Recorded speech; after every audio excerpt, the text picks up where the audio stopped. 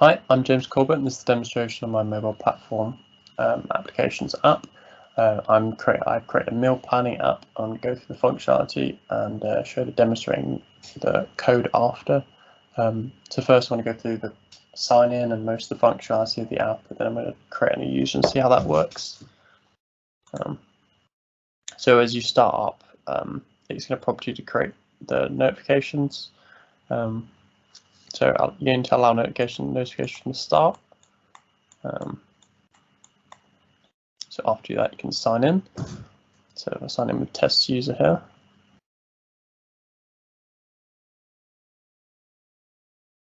After a test user is created, you can then view this view meal page area where you can select lists. And if you select BBC meals, this shows some default meals created. They're not meant to have a meal image. These are just default meals that the user can have. And then, so if I go list 5, that's what list I've created. You can see this is the previously created account. So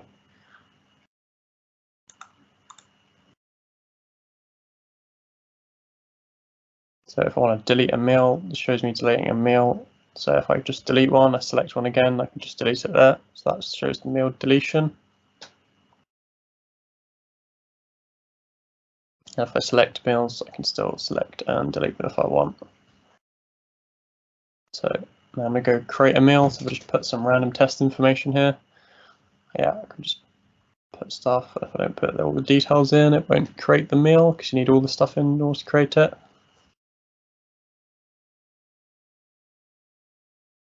Now if I add an image, it shows that I need permissions, so I press allow while using the app, then it should allow me. Take a quick picture, and go back, and then create meal, then it should show up right there.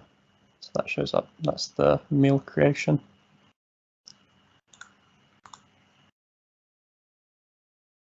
If I go into the calendar now, you can see these are the current calendar meals. So I've already got some here. So if I can create a new one, or if I try and delete one, it won't let me. But I can create one. So put one here.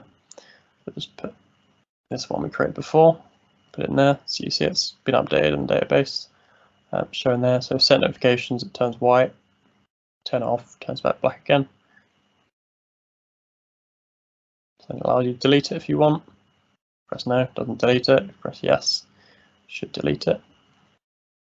There we go, it's just disappeared. So that's the calendar items, how that works, notifications.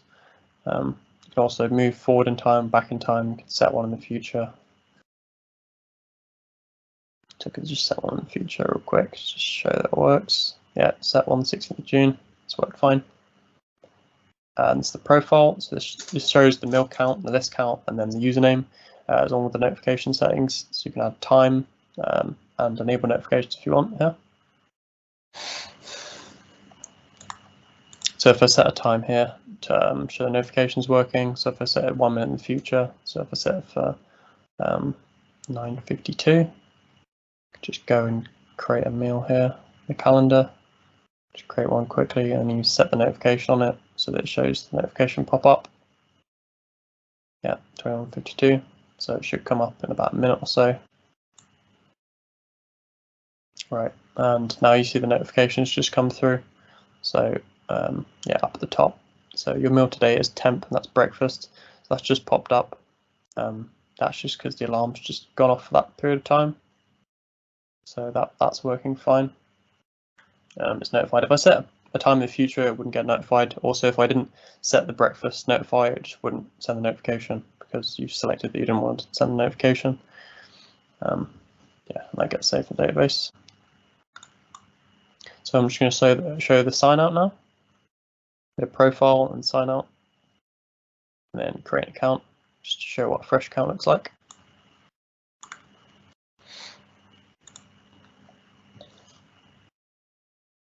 That's right. So now if I create an account, I can show account with fresh details. So you can see here with list 1, this is the account. This is the meals you get when you create a fresh account. So you just see the default meals and then this one, and then calendars blank, and then meals, meal count 7, list count 2. This is what you get when you just freshly create an account. Right, I'm just going to quickly show the list creation. So if I go in here, I can create a new list, type in whatever I want. If I create it, yeah, and it shows up there. So that's the list. I'm going to do a demonstration of the code in my app now. So if I go to here, so the sign-in code's here.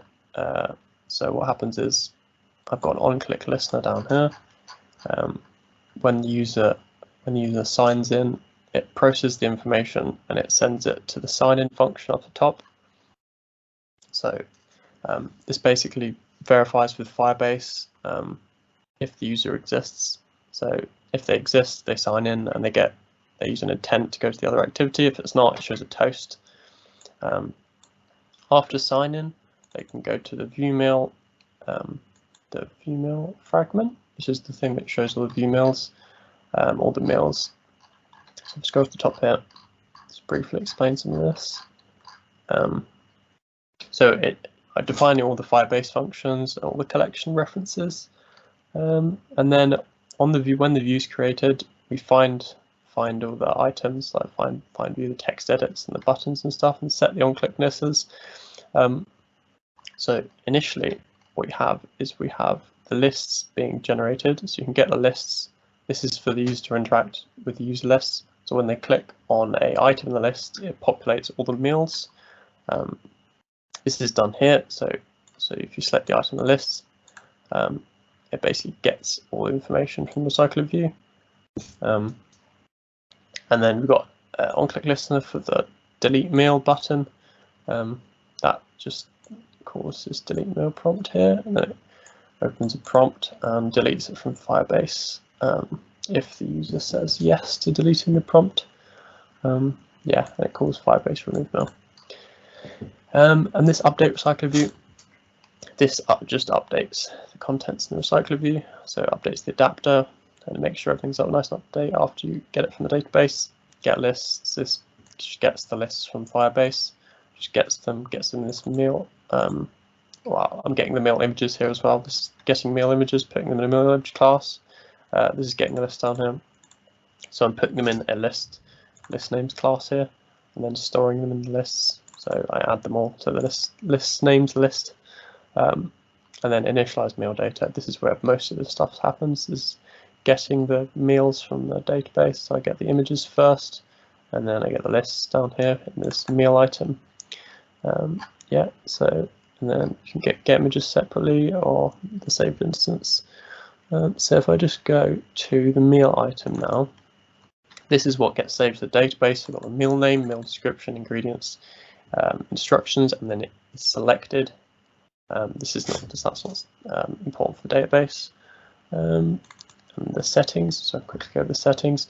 Enable notification, breakfast, lunch, dinner. Yeah, this just gets saved as a ball.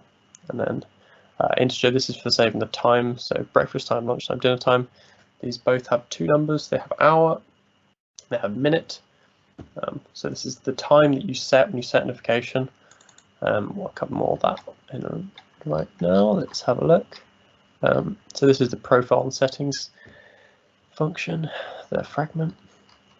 So first you set all of the checkboxes, and then set on-click listeners to update them in the Firebase. So set notify state, this updates their state when you click them.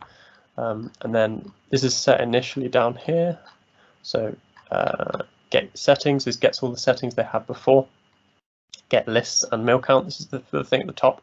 So if you want to get all the number of lists and all the meals, that happens there. Notification manager, this is started. So when the app starts, this just creates the channels. So I've got breakfast, lunch, and dinner channels that get created on start. The meal view adapter, this is the adapter that takes all the meals and puts them in the recycler view. So it just gets them, iterates through them, puts them in the recycler view, takes all the items from meal list and meal images, puts them in there.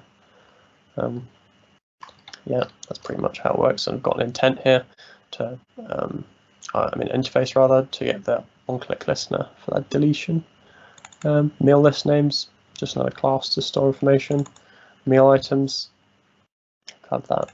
meal image, stores a URI, stores a string, so it's got the meal name, meal image. Let's just right, real-time database. There's stored images, list one, list name, image. Oh no, down here, list name, image. So this is the image. Where you want to go to this, shows the image, and storage is where the images are stored. So they reference the real-time database that's stored in the storage. All the rest of the stuff is stored here. So database stuff structure looks like this. No, it doesn't. It looks like users. There you go. And then settings, calendar meals, root. So root stores user list names. This stores all the user lists so I can get them easily rather than to iterate through all the lists. Otherwise, I'd have to go through them every time. Here stores all your lists and meals. So you've got this. These are lists, and then these are the meals. So each one, descriptions, ingredients, instructions, meal name. The images aren't stored here. They're stored in the real-time database. I think that's about it. I'm just going to show the settings. And so yeah, breakfast time. Yeah, these are the times that I've set in the app. And then calendar meals. So this is set with date, name, and then meal type. So this is unique. Yeah, all this information is used for the calendar. Yeah, so that's useful. And that's about it for that. Authentication, pretty standard, just users in there.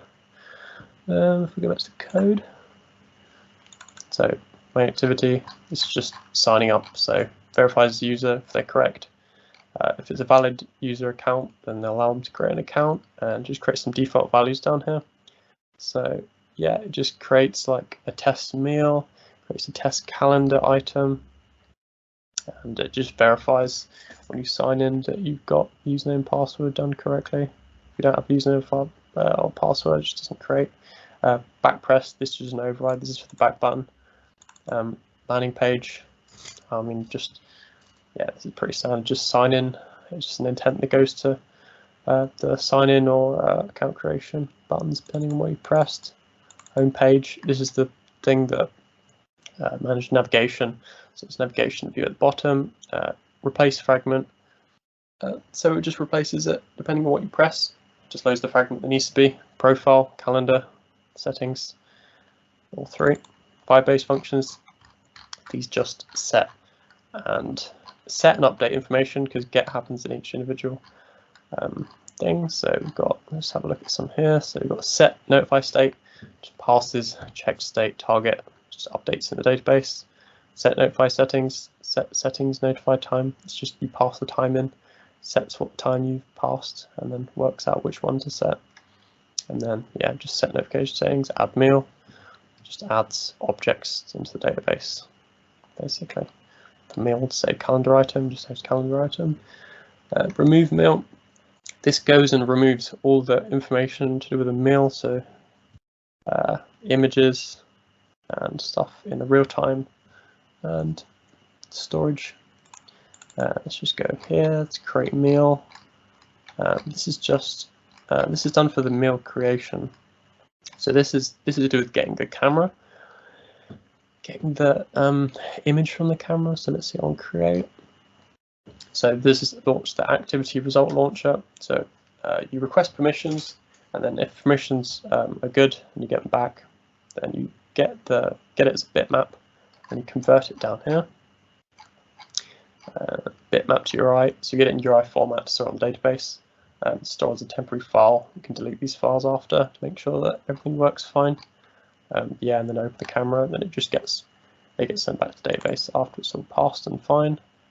Calendar item, it's just on this calendar item. Grid view adapter. This takes each cell. So I've got cells down here. Just quickly show this. You've got the cell items. This is expanded out to the calendar up here. So for each cell item, go through it, put it into the thing, and depending on what it is, so what day of the week it is, it'll change the color. It will also take all the information we've stored in the database, and it'll put it in depending on the day. Most of that happens passed from the calendar fragment anyway. So we go up here. This does most of the logic.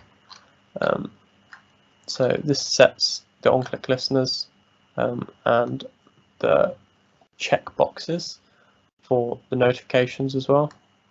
and also defines when a meal is created, or when a calendar item is created rather.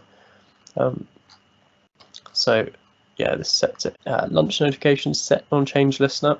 So this is what I mean. If you check it, it will set it to be true or false. Yeah, and then set notification alarm. This is where the actual alarm settings is done.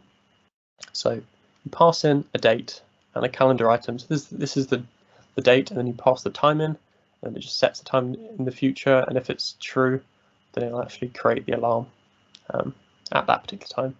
So set time dot get times in milliseconds. So yeah, so it just waits until that time. This stays even after the app's closed. It will still pop up the notification. And then broadcast receiver is where it actually receives the item. So you send an intent to this. Yeah, and then it builds a notification depending on what it is. So if it's breakfast, it do breakfast. If it's lunch, to lunch. And it does it in the respective what is it called? Channel. That's it. Do it in the respective channel. So this is the channel here that it gets from the notification manager here. It's just sets up the channels when you first start the app, and that's about it. Thanks for listening to my explanation.